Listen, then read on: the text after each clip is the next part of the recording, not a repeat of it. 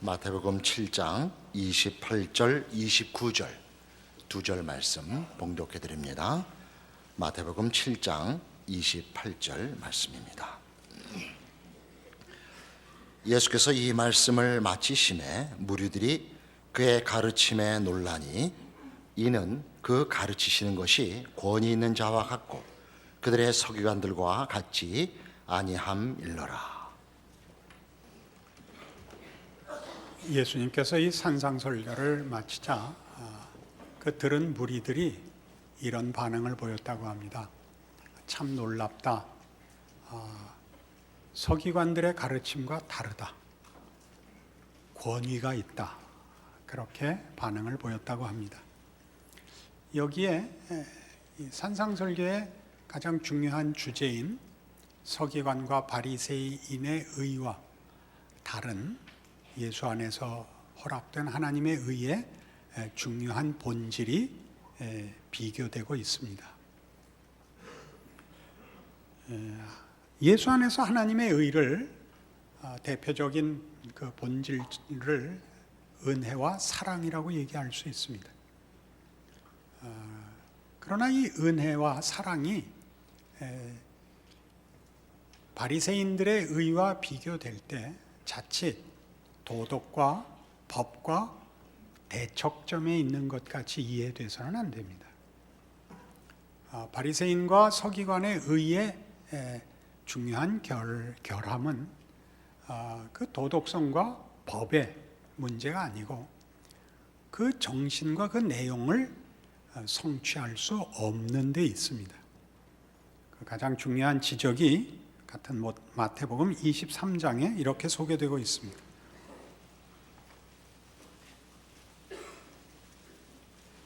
마태복음 23장 1절 이하의 말씀을 보시면 이에 예수께서 무리와 제자들에게 말씀하여 이르시되 서기관들과 바리새인들이 모세의 자리에 앉았으니 그러므로 무엇이든지 그들이 말하는 바는 행하고 지키되 그들이 하는 행위는 본받지 말라.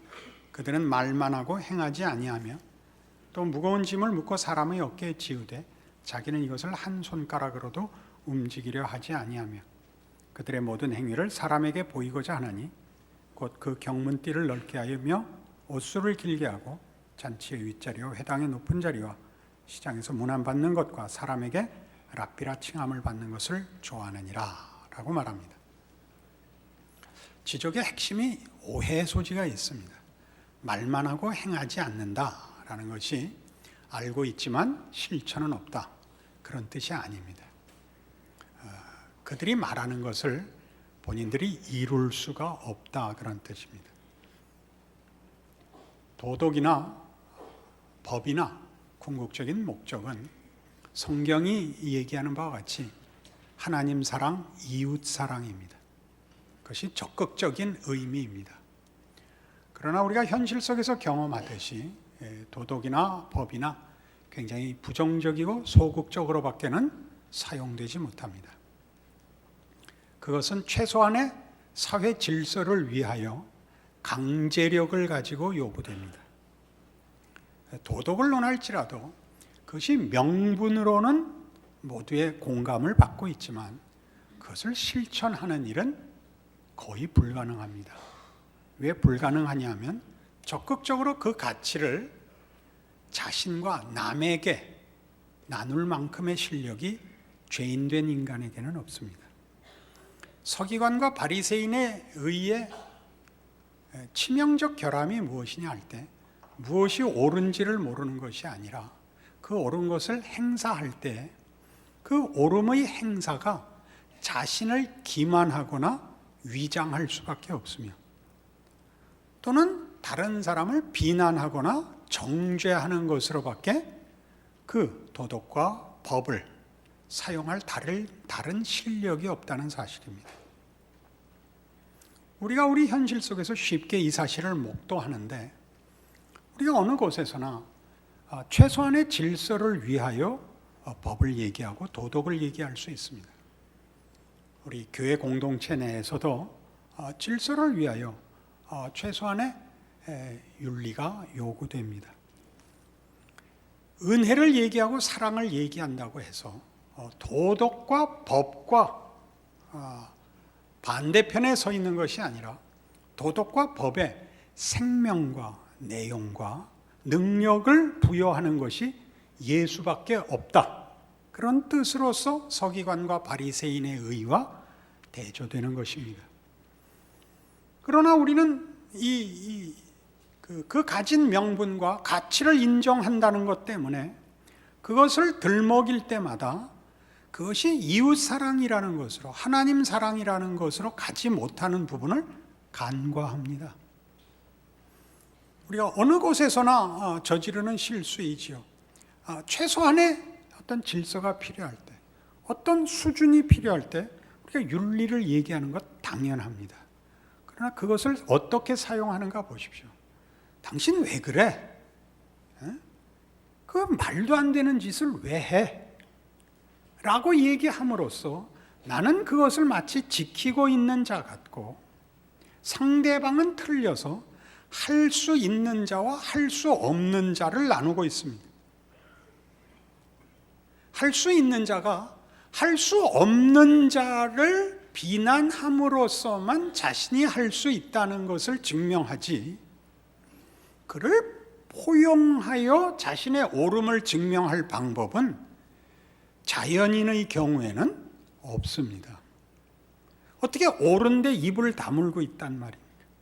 옳은데 입 다물고 있으면 무식한 자나 방구한 자가 되는 것뿐이지, 상대방의 잘못한 것을 웃고 포용할 수 없는 이유는 다른 개선의 방법을 갖고 있지 못하기 때문입니다.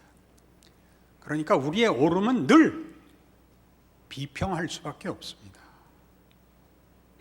누구의 잘못을 들춰서만 자기의 옳음이 증거된다는 것은 사실 치사합니다. 그렇지 않습니까? 누가 공부 잘해갖고 와서 야, 너 왜 하나 틀렸냐? 여보, 옆집에 누구는 다 틀렸어. 이렇게 얘기하는 건 여러분도 알다시피 치사합니다. 우리 공부 잘하면, 잘해본 적이 있는 사람은 다 이해하는 건데, 시험 문제가 쉽게 나오는 것이 싫습니다. 치사하죠. 그러면 이렇게 해봅시다. 여러분이 부자면 물가가 싼 것이 싫다. 논리상 그렇게 가야 됩니다. 우리의 자기 확인은 참으로 비열합니다. 이것이 성경이 지적하고 싶은 것입니다. 우린 누가 틀리면 불편합니다. 그 사람 때문에 일어나는 부작용들이 싫습니다. 그러니까 그를 비난할 뿐 아니라 정죄합니다. 뭐라고 정죄합니까? 넌 왜 태어났니? 이거죠. 본질로 들어가면 그거죠. 넌 왜 태어났니? 좋아, 내가 한 발 양보하마. 너 태어난 거 내가 인정하겠는데 너 이민 가라. 이거죠. 우린 몰아냅니다. 그것 밖에는 우리는 도덕을, 법을 사용할 줄 모릅니다. 그러나 지금 예수님께서 하고 싶은 얘기는 뭐냐면, 예수 안에서 드러난 하나님의 의는 이 옳고 그른 자격 논쟁이나 유용성에 관한 능력 문제와 다른 본질이라는 것이죠. 우리는 그것이 복음의 가장 중요한 본질이라는 것을 기억해야 됩니다. 로마서 1장입니다.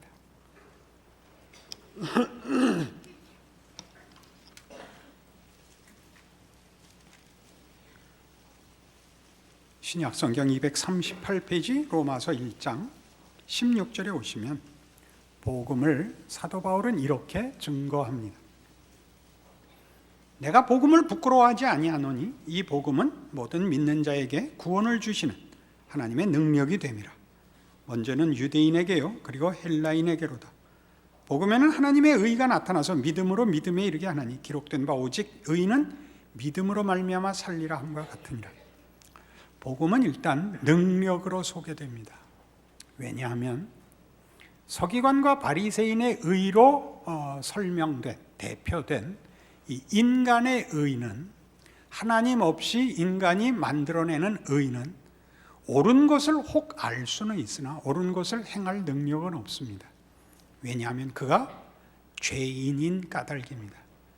죄 아래 붙잡혀 있습니다. 선택권이 없습니다. 그래서 우리가 하나님의 의를 1차적으로 은혜로 강조하는 것은, 그리고 사랑으로 강조하는 것은 죄의 반대말이 은혜이고 사랑인 탓입니다. 죄 자체와 그냥 이해를 위해서 반대되는 단어를 고르라면 선이나 의가 맞죠. 그러나 죄의 반대말을 은혜나 사랑으로 놓는 이유는 죄가 하나의 규칙이거나 내용일 뿐만 아니라 세력이기 때문입니다. 죄는 하나의 세력으로 우리를 붙잡고 있습니다. 우리가 의를 행하려면, 참다운 의인이 되려면 죄의 권세에서 벗어나는 것이 가장 중요한 첫 번째 조건이 되어야만 합니다. 그래서 죄로부터의 구원 때문에 은혜가 그 반대편에 섭니다. 그 구원에 왜 은혜가 반대편에 설 수밖에 없느냐 하면, 죄에 대한 반대 개념으로 구원을 위하여 왜 은혜가 필요하냐? 죄를 벗어날 실력과 자격이 없기 때문입니다. 누군가 와서 구해줘야 하는 것입니다. 누구의 은혜, 누구의 용서, 누구의 해방이 필요합니다. 그래서 죄의 반대말을 은혜라고 얘기하는 여기에는 도덕이 필요 없다, 혼란과 무질서가 상관없다, 싸우지 말자라는 얘기가 아닙니다. 진정한 도덕을 지키려면, 진정한 법을 지키려면, 그 내용을 제대로 실천하려면 우리는 은혜부터 받아야 된다. 예수 안에서만 그것이 가능하다, 이 얘기를 하는 것이죠. 그래서 조금 전에 읽은 로마서 1장 16절의 능력이라는 표현과 17절에 나오는 오직 의인은 믿음으로 산다 라는 그 설명은, 그래서 결국 한 인간이 가지는 의라는 것은 우리가 만들어내는 우리의 실력과 우리의 범위에 속한 것이 아니라 하나님의 통치에 있는 하나님의 속성과 하나님의 성품에 근거한 것으로만 사랑이 가능하다라는 것을 설명하는 것입니다. 여기에 말하자면 기독교 신앙의 자랑이 있는 것입니다. 왜 예수를 믿어야 하는가?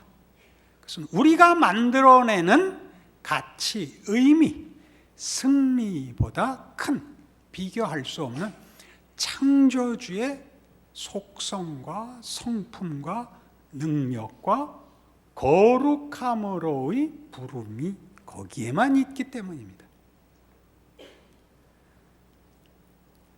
그래서 우리는 예수님께서 하나님의 의를 선포하심에 있어 당신의 의를 이 서기관과 바리새인들이 올바른 내용과 올바른 규범을 가지고도 결국은 이루어낼 수 없었던 가장 중요한 내용을 사랑으로 대조시키고 사랑으로 우리에게 요구하십니다. 그것이 요한복음 15장입니다.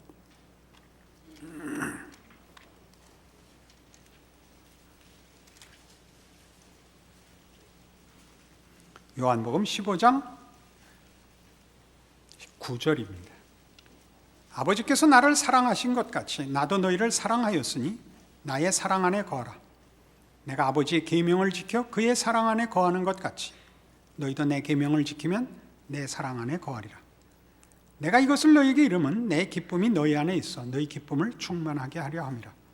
내 계명은 곧 내가 너희를 사랑한 것 같이 너희도 서로 사랑하라 하는 이것이니라. 하나님의 사랑 안에 거하는 것이 예수님의 계명을 지키는 것이랍니다. 그래서 여기에도 오해의 소지가 있습니다. 계명이라는 어떤 이상, 규칙, 개념이 의의 조건이라는 의미가 아니고 나의 계명입니다. 예수 그리스도라는 인격자의 속성과 성품과 능력이 강조되고 있는 것이지 무인격적인 개념이 강조되고 있지 않고 어떤 규칙과 규율로서 법으로서 우리의 의의 조건이 있지 않다는 걸 강조하는 것입니다. 내 계명을 지키라는 것은 내가 아버지 안에 있는 것 같이 우리가 예수 안에 있는 방법입니다. 그를 따르고 그의 통치에 나를 순종시키는 것을 말합니다. 그러면서 이 요구는 굴종을 요구하는 것이 아니다, 힘으로 요구하는 것이 아니다 하는 것이 13절에 나오듯이 사람이 친구를 위하여 자기 목숨을 버리면 이보다 더 큰 사랑이 없나니 너희는 내가 명하는 대로 행하면 곧 나의 친구라 라고 얘기합니다. 이 계명의 요구는 하나님과 우리 간에 권력자와 복종자라는 구별을 낳는 요구가 아니고 친구의 관계이기 때문에 요구하는 사랑의 요구랍니다. 친구란 그렇죠. 친구란 대등한 관계를 말하는 것입니다. 친구이기 때문에 요구한다고 합니다. 사랑은. 이 사랑으로 요구하는 대등함이라는 것은 참으로 놀랍죠. 왜냐하면 사랑의 반대말은 여러분 알듯이 증오가 아닙니다. 외면도 아닙니다. 사랑의 반대말은 아마 동정이거나 굴종일 것입니다. 왜냐하면 사랑의 중요한 요소가 대등한 관계이기 때문입니다. 하나님께서 예수 안에서 우리를 찾아오사 우리에게 허락하시려는 의, 그것은 서기관과 바리새인의 의와 다른데 우리가 여태껏 살펴본 바와 같이 법과 윤리가 우리는 자기 증명을 위하여 누구를 해치는 것으로밖에 쓸 능력이 없다는 것을 확인했습니다. 그러나 하나님의 의는 예수 안에서 상대방을 존중하며 가치 있게 만드는 능력이라는 것입니다. 예수께서 우리를 구원하기 위하여 우리를 찾아오시는데 법과 도덕으로는 말이 되지 않는 더 큰 이유로 오신다는 거죠. 도덕이란 최소한의 가치가 있어야 되고 법이란 최소한의 조건이 있어야 되는 겁니다. 옳고 그른 조건을 묻는다든가 가치가 있다 없다의 조건을 묻는 것이 법과 도덕입니다. 그러나 지금 예수님께서 우리를 찾아오시는 것은 그 자격과 가치보다 큰 다른 조건을 갖고 오시는데 그 조건은 뭐냐면 사랑이라는 것입니다. 하나님이 우리를 사랑하셔서 자격과 가치로는 받을 수 없는 어떤 복을, 어떤 영광을, 어떤 명예를 하나님은 우리에게 주기로 했답니다. 그 조건과 이유가 뭔가 봤더니 그것은 법적 조건과 도덕의 조건보다 훨씬 큰, 그것으로는 관계할 수 없는 관계로서만 성립하는 조건으로서 하나님이 당신을 우리에게 요구하시고 우리를 당신의 그런 관계의 대상으로서 대접하시더라는 겁니다. 여기에 말하자면 당시 무리들이 반응한 이 가르침은 다르다, 예수의 가르침은 권위가 있다 라고 반응하는 것입니다. 이런 문제는 성경에 사실은 성경 전체에 드러나는 하나님이 우리를 향하여 가지시는 깊은 사랑입니다. 하나님이 우리를 요구하시고 또 우리에게 당신을 알리시는 가장 중요한 신앙의 핵심되는 내용인데 우리가 늘 간과하고 있죠. 출애굽기 32장에 가시면 구약 성경 132페이지입니다.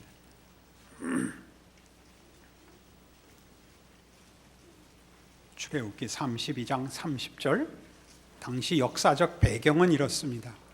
애굽을 이제 탈출하여 하나님의 기적 속에서 해방되어 이제 시내산에 이르렀습니다. 모세가 하나님을 만나 율법을 받으러 시내산에 올라간 동안 기다리던 백성들이 금송아지 만들어서 범죄했던 그 당시입니다. 30절, 이튿날 모세가 백성에게 이르되 너희가 큰 죄를 범하였도다. 내가 이제 여호와께로 올라가노니 혹 너희를 위하여 속죄가 될까 하노라 하고, 모세가 여호와께로 다시 나아가 여짜오되 슬프도소이다. 이 백성이 자기들을 위하여 금신을 만들어 싸우니 큰 죄를 범하였나이다. 그러나 이제 그들의 죄를 사하시옵소서. 그렇지 아니하시오면 원하건대 주께서 기록하신 책에서 내 이름을 지워버려 주옵소서. 그리하여 용서를 받아냅니다.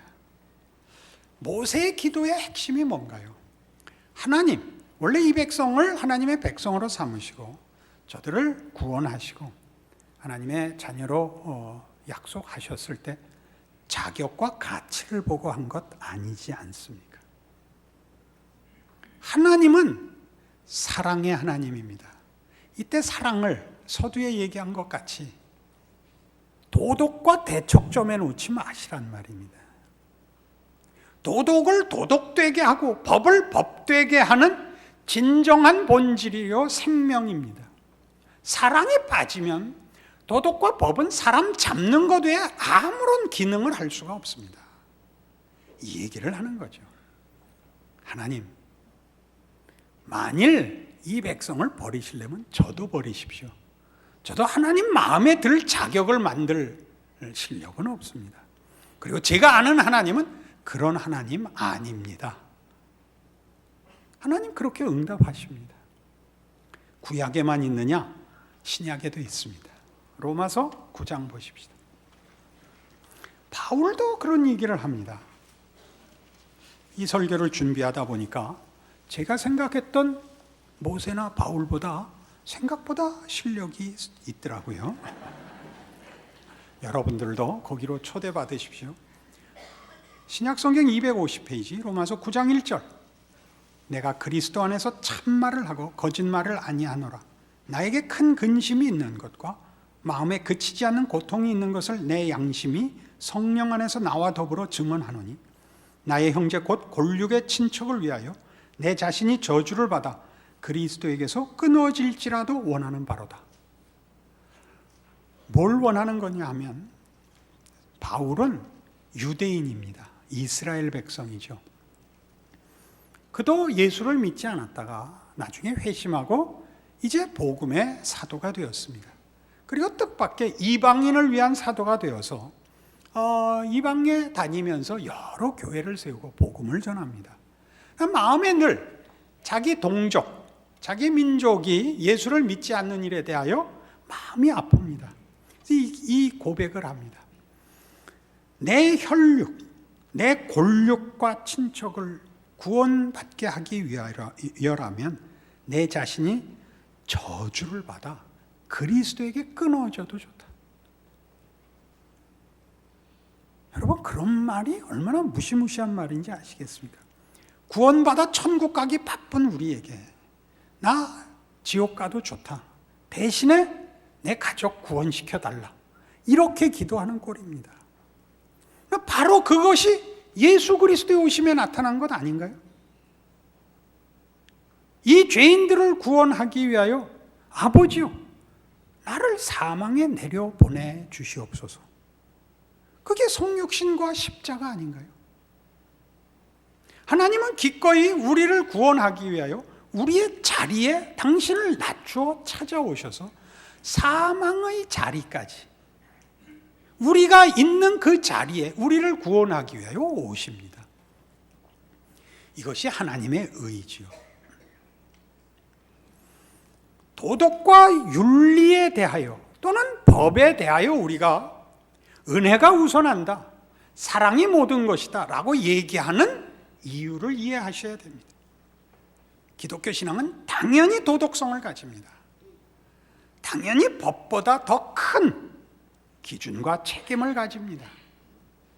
그러나 그것으로 우리가 의로워지고 우리가 책임을 질 수 있다는 것이 아니라는 걸 알기에 은혜를 구하는 것입니다.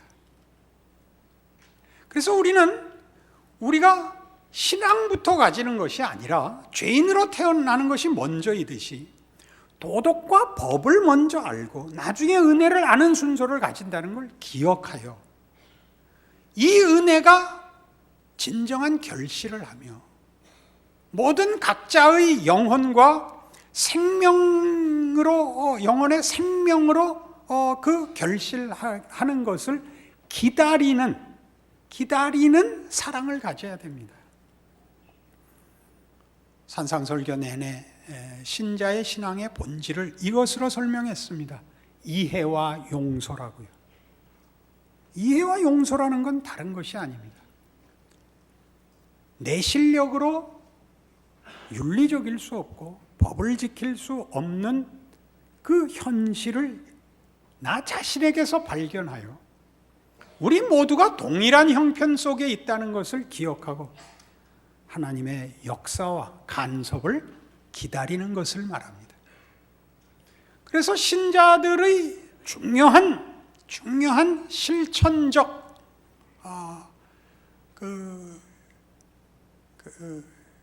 이해는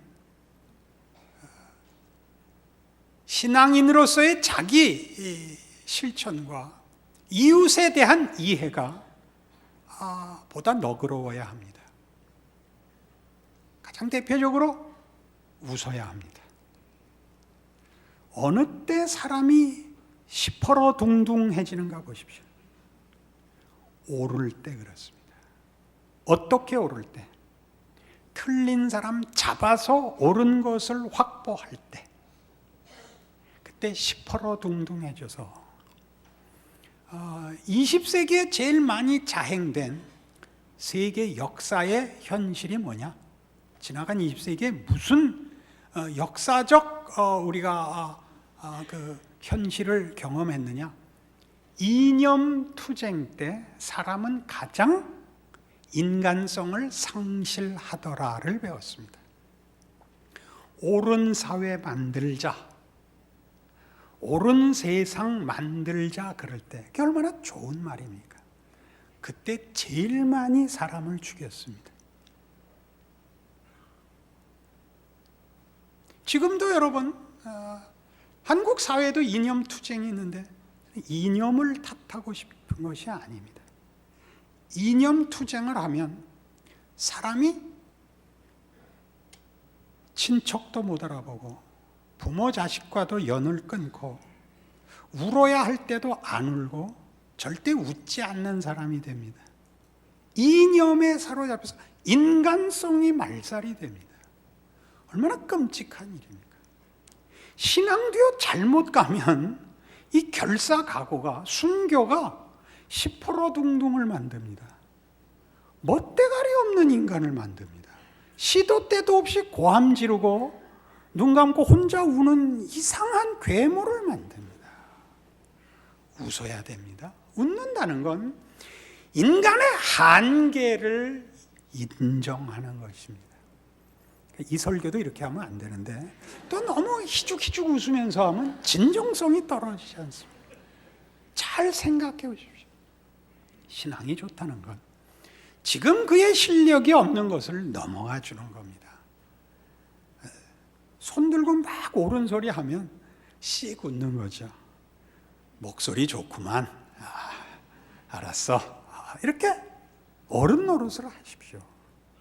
하나님이 그의 생애 속에서 그를 만들어 오고 다듬어 오고 제대로 된 실력과 생명과 참다운 승리를 주신다는 것을 기다려 주십시오. 들어주셔야죠.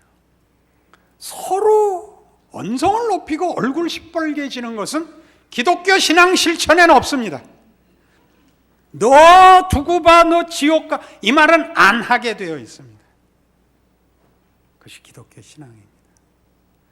다만 오르면 다가 아닌 것 기억하십시오.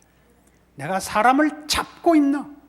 내가 참다운 인간성을 신앙으로 누리고 있는가 확인하시는 여러분의 신앙과 신자된 현실이기를 바랍니다. 기도하십시다. 하나님 아버지, 예수 믿는 것이 우리에게 기뻐야 합니다. 넉넉해야 합니다. 그러나 그렇지 않습니다. 우린 조급하고 분내고 억울해야 합니다. 우린 아직도 성육신을, 십자가를 조금밖에 이해하지 못합니다. 주께서 우리를 사랑하신다 하며 내 계명을 지키라 초청하사 내 사랑 안에 거하라 하십니다. 내 기쁨을 너희에게 준다 하십니다. 그 기쁨 주시옵소서. 참다운 하나님의 자녀의 인격과 성품과 삶을 알게 하사 우리의 인생의 기적을 알게 하옵소서. 그 신비를 누리게 하옵소서. 우리를 만나는 이들과 내가 사는 세상에 그리스도가 함께하는 줄 우리 이웃들로 보게 하옵소서. 예수님 이름으로 기도합니다. 아멘.